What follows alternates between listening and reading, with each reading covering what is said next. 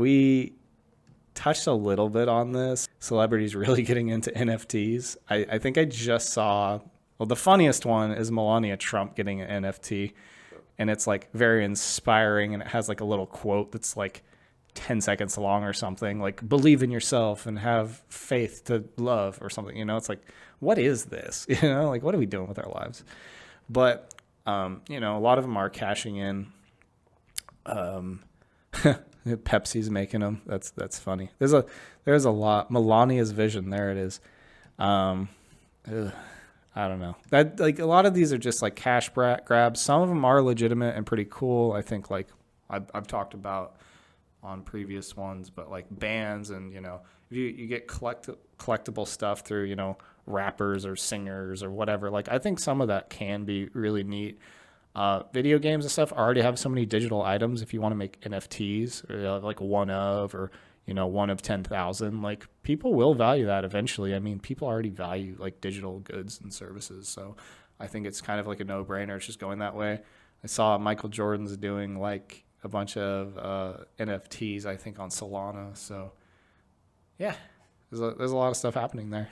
Any thoughts on that? NFTs, man. Let's talk about NFTs. Ethereum NFTs, I'm not really too familiar, but VV NFTs right now. Shout out to the VV family out there.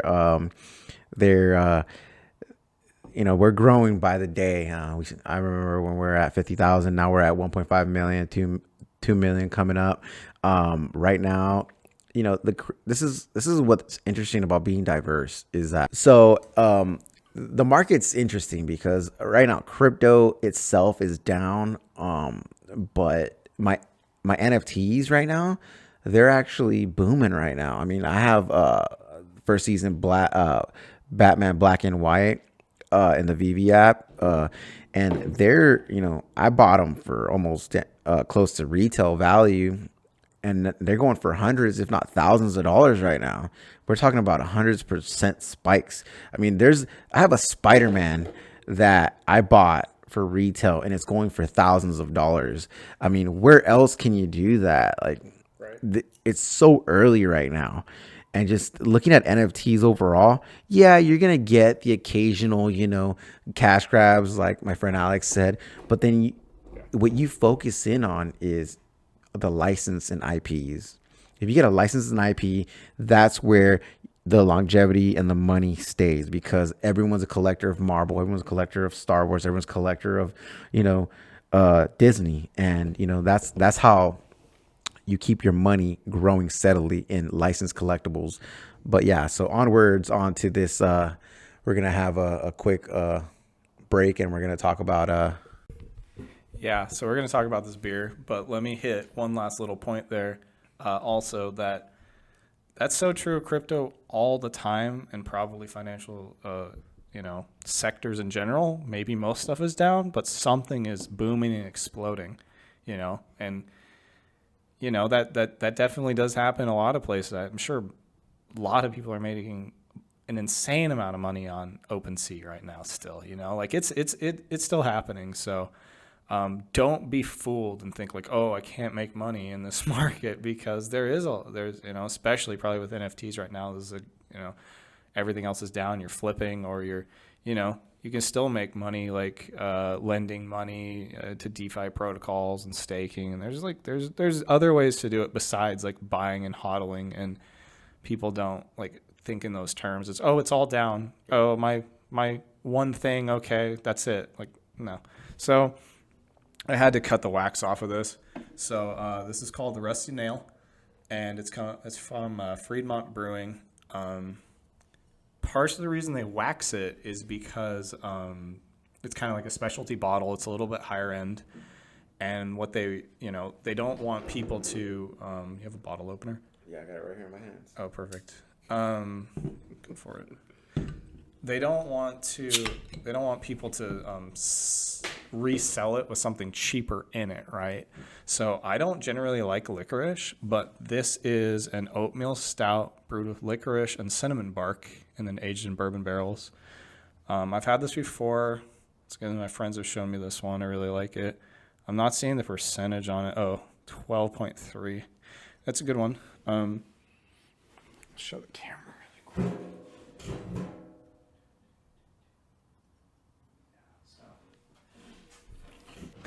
Whoops. Give me your glass. That one right there. Yeah. So I'm excited to see what you think of this. Good stuff. I'm a big fan of like bourbon barrel aged stuff myself. Gives it a couple months to like age at least. Sometimes it's like 3 months. Sometimes they do it for a year. Definitely rich and dark. That's you. If you don't know anything about beer, I would definitely say drink like your lighter IPA, Pilsner, or whatever you like, your sour before your stout, because this is like a rich, dessert beer. It's like a little heavier, thicker. It's kind of gonna punch you in the mouth a little bit. So you're not gonna want like cake after, or sorry, you don't want your cake first. So, yep. I don't know. Well, I don't know much about the beer, but what I'm looking at right now, it's dark. It looks like motor oil. Like when I change the oil in my car, this is what it looks like. Hopefully it hits as hard as that too. What is this, like 30 weight? 30 weight motor oil. All right, cheers.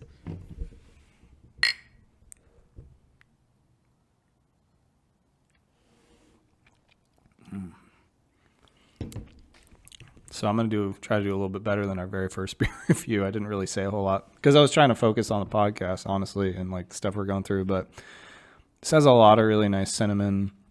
I'm getting a little bit of bourbon. Once again, not a huge licorice fan, but in this, same way with coconut. I don't really like a lot of coconut, but in a beer, like just a little hint, a little taste is really, really nice. I can taste a little bit of the oatmeal, kind of like the barrel char oak. Everything comes through a little bit from the bourbon. Cinnamon. Cinnamon's really nice. It's almost like just powdered on top of this beer. If you think of cinnamon, that's the way I see it. What do you think? Yeah, I like cinnamon. Cinnamon's good. So the licorice flavor it's not overpowering. It's like a hint. It's a very mild hint, just like the cinnamon. It's like a nice balance. Yeah.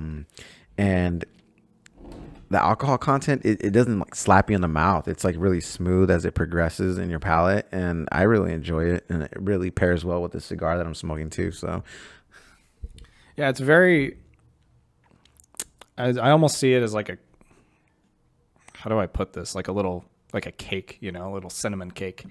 It's really good. It's rich. Some of the flavors will probably come out more once again. A lot of these stouts, I did leave it on the counter so it's not super cold, to warm it up a little bit, probably a little more. You want to get into the next thing? Pretty solid, pretty happy with it. I've had it a long time ago. This is the 2021 release, so good stuff. So I did kind of touch on this actually while I was just rambling, but Morgan Stanley, but also many other banks are starting to get more in, or at least heavily analyzing crypto, which that means like they're very interested and curious and kind of like right on the sidelines of whenever they think is the best time to get in. So I don't think we really need to read this. We can just go through it. It's all good stuff. We're happy, that kind of another financial tool here. We got PayPal, Venmo, adding support for crypto, which is pretty cool. I haven't used this myself because, I've been on exchanges and stuff. I think this stuff is great for people who like aren't in it yet or don't really know, but it's a very easy way, obviously, like Venmo. Once again, I wouldn't really use it, but I think it's really cool for people to get in. It's good stuff. One thing I heard about Visa is they'll do transactions on the blockchain, which is good news. However, when it pulls through the other side, it gets changed back into cash. So a lot of times, so it's actually not as good for crypto as you'd think, but I still think just that Visa is here is a good thing overall. So, what do you think? It's a great thing. Right now it's because they're getting their feet wet with it. They don't want to full blown open up wallets. They want to have lure people in that like crypto, kind of like what Robinhood did in a way. Like, oh, we're gonna lure you in with crypto, but we have these stocks, in the back.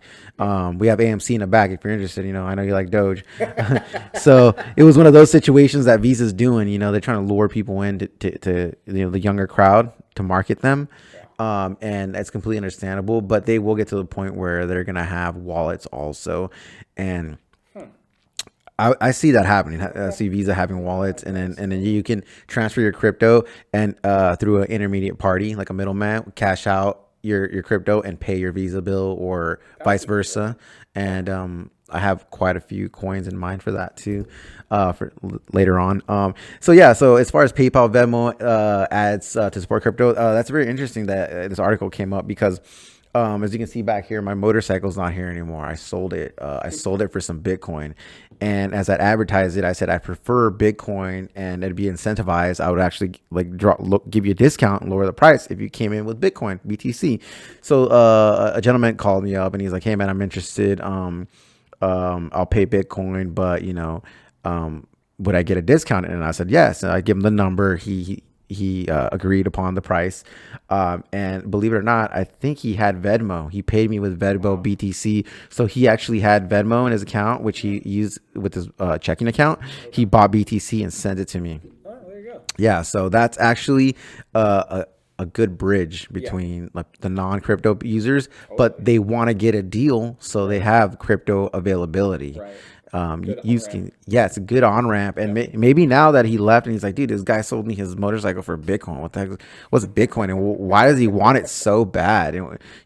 And maybe he's sitting at home right now researching right now. Maybe we pop up in his search, you know what I mean? And he's like, hey, I bought that guy's motorcycle. But anyways, yeah, that's how PayPal and Venmo and Visa will end up luring the younger crowd and making them adopters. And I've been hearing this about probably the last year or so. Also, just people talking more and more about non-crypto on-ramps to crypto. The simpler, the easier it gets. Venmo, PayPal doesn't get a whole lot easier. I don't know the transaction fees, cuts, etc. That's where you have to be careful. But still, if you're not taking too much of your money, you get what you want, right? But over time, and there's more, competition and solid products, and the market completely matures, as I've talked about in the past, because I talk about everything in the past. We have really, coming up with really nice wallets, and like crypto is just going to become an established thing in society in general. I think all these options are just going to get better. People are going to be happier with them. And then the global and our national awareness goes up, and like that's a demand for better and better products. So I think all this stuff just gets better. This is a good start. It's going to get better. I like it. One way that a crypto Luna Terra is competitive also here is they have their own payment processor in Korea and stuff. And I don't know if it's in Japan, but kind of a general area. It's called Chai. And they actually, on all their transactions, I think they do like 0.5% or 1%, where Visa and everybody else does like 1 or 2%, right? So it's like they get in the door with these smaller places by, hey, I want to, we'll give you a better deal. And so once again, as cryptocurrency gets bigger and people can give more competitive rates, then people take it. And, there's a lot of places that are unbanked, or they're cash only, or, the world is a big place, especially if you live in the US or Europe. You don't think about payment processors just don't work for these people. Like there's a lot of places that don't, and they'll go out and find them and be like, hey, we can be your payment processor. We're a good option where other people won't even come here. So there's a lot of good stuff like that. But yeah, once again, like competition to, global market's a huge thing. 0.5%, 0.5% is a better deal than 1 or 2 every time, right? So, yep, crypto's doing some good stuff. Excellent. Yep. So, crypto exchange, Coinbase gets listed on Nasdaq. That's a pretty big deal. I don't know if we need to go into this too much, but, just getting more and more reputable. Meta, formerly Facebook, announces Metaverse. I don't know your thoughts on this. I think it's a cool idea, and I think stuff is coming for it. However, I played video games and I've been in that, arena for a long time, and I think of the same thing as like the 3D technology with the glasses or like the headsets. is they like promote it super heavy, and then it doesn't work, and then they put out another one and it doesn't work that well, and it's like, the Wii has, or Nintendo had the Wii and stuff, and it was like pretty cool, kind of cutting edge, and it just drops off and like disappears. So I think that has to happen a couple times before things get like really sustained, and I think that's what's happening now with Meta, to be honest. I think it's coming. I still think that people are going to work on it, and apparently a lot of Meta coins are just freaking out because there's a lot of hype and a lot of money to be made because it's speculation and people think that's, oh my gosh, it's the big thing, it's crazy. But I don't know if it's actually going to be practical for a long time. I think we're going to have to go through waves of iterations of like kind of awkward, clunky stuff. I mean, crypto's been around for a long time. We still have plenty of awkward, clunky stuff. We're just talking about wallets and like the rest of society using them, not very much yet. So I think this is coming, but I see it as the same way as like, 3D headsets and gaming. So any thoughts? In regards to Meta, I look at it as I look at crypto. Meta's a neat idea. It's creative, but it's all about acceptance. If people don't accept it and people don't want it, there's no demand. So the steam dies off. The money stops rolling in. Pepsi stops paying Meta for advertisements. So it all goes, it's all correlated. And the more they can get people's attentions and market them to the metaverse and through advertisements, it will thrive. But if there isn't a support or acceptance by the people, it'll be a fad and it'll go away, like it has before in the past. Yeah, and what do you need for acceptance? You need good products. You need things that people are actually working on a lot, not just throwing something out there. Like I saw like a 10-second thing of Facebook's little thing. What can you do? You can jump into the metaverse and put on some clothes and talk to people. It's like we already have that with Oculus Rift, and it's cool. It's fine. And there's some really fun games, and then that's it. People get over it, right? So like it has to be built out and matured for a while before I think that happens. I think it's getting there. I think maybe some people that don't really know what it is, like, oh, this is happening. It's like, it's actually not happening. Like, does Pepsi even know what it's doing? Like, honestly, like, what is this? It's cool. I think it's awesome. Like Nike and Adidas are all buying up these like Meta brands and doing cross promotions on stuff for like NFTs and digital items. And like, I think it's all great. I think it all just shows that they're like somewhat in touch. But I think there's going to be a lot of awkward growing pains. Like crypto in general is way more matured, and it still has super insane awkward growth pains. Am I making sense?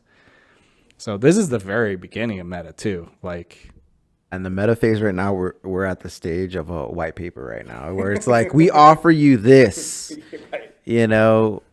Invest. Yeah. NFT? Does anyone want a Pepsi NFT? Does anybody want to have be social in this augmented or virtual reality through Facebook and have an avatar running around in Facebook? Right. He'd be able to drop comments and like people and follow people.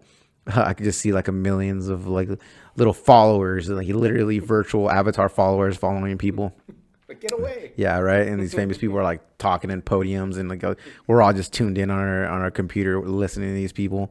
Yeah, that's pretty much that's what I see Facebook. I don't see a lot of gaming opportunity in there, but who knows? I mean, they might team up. They might team up with a gaming company. Don't they own Oculus or something? Like they definitely own a VR headset company. So I think that's all legitimate, like that stuff. But does it bridge over into Meta and Facebook Meta? Like I don't know. I'm not convinced that it does. But we're gonna see a lot of iterations of some strange stuff. I think so. Anyways, our thoughts on that. Next one, North Korea views USD 1.7 billion crypto hack as a long-term investment.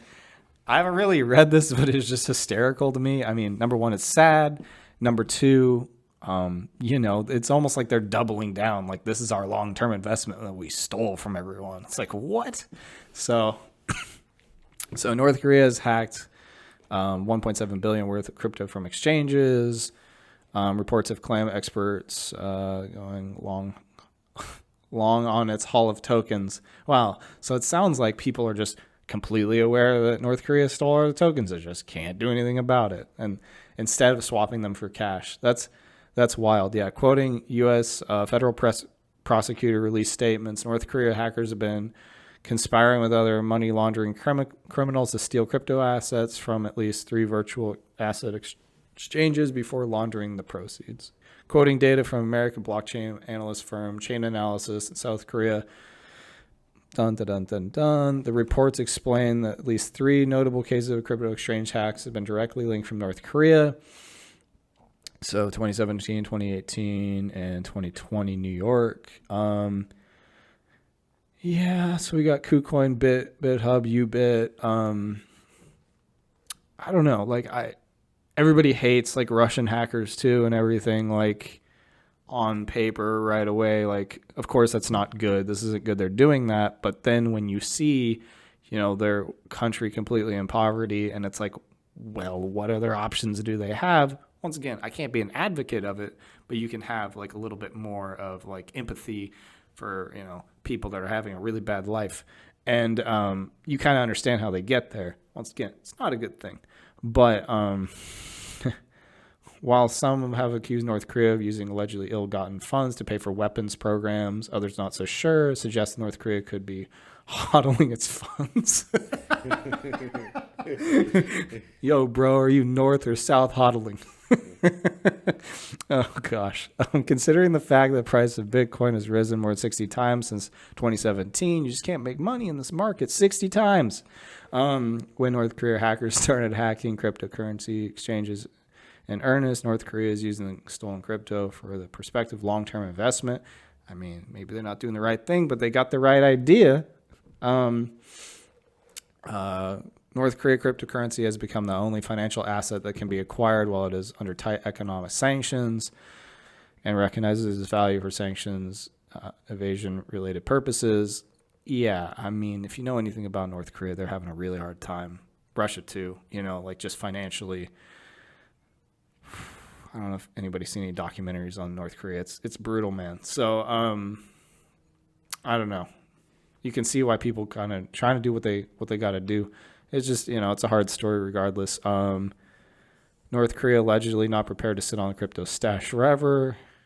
Its experts in South Korea claiming a financial challenge facing North Korea hackers to liquidize its stolen crypto assets. After eventually converting tokens into cash, North Korea wants to use the money to build a long-term coastal tourist attraction. That's interesting because they don't even really generally let people in the country. The planned tourist area, flagship general hospital in the capital. I sort of feel like this is all like propaganda and stuff because, I have heard that they every once in a while do give little tours and it's like only the really nice areas and they don't show any other parts. Like they show like 1% of their country. So, it's an interesting story. It's kind of a funny story that sounds like everybody just knows and they can't do anything about it. I don't know, any thoughts? North Korea is stealing people's crypto. Do they even have electricity over there? Like, what's going on? They like, don't. right? Like, places. yeah. I was watching this world, space view of the globe, and you see like North America, Europe, South Africa, and then you see Asia. Then all of a sudden you see this patch on the right hand side is like dark, and it's like one little bulb on, you know what I mean? And that's North Korea, dude. Like what they cut everybody off at like before sundown or something like that. But anyways, they even have internet there. Like what is going on over there? Well, I'll tell you what they do have. They have internet for the top tier elitists, but not for everybody, But these people that are doing this, I'm pretty sure they're not like average people like you and I. These people are part of like their communist party or whatever dictator party that like he hires on to, probably called Snowden and saying like, hey man, how do I get internet over here? And Snowden's like, I don't want to help you. And then he's like, well, let me talk to the Russian, what's his name? Vladimir Putin. He has something to say. Oh, I'm on my way. So he kind of hooked him up with internet probably. I'm just making shit up. I love it. But the tangent could be possible. You can't prove me wrong. Prove me wrong. It's not financial advice. It's not historical advice. It's not advice. It's speculation. It's not nonfiction but fiction, you know. Just trying to And get money to give to Dennis Rodman to come back to hang dude, out. just seriously, Dennis Rodman can't make a free throw to save his life, but he ended up in North Korea, dude. Like, what is going on?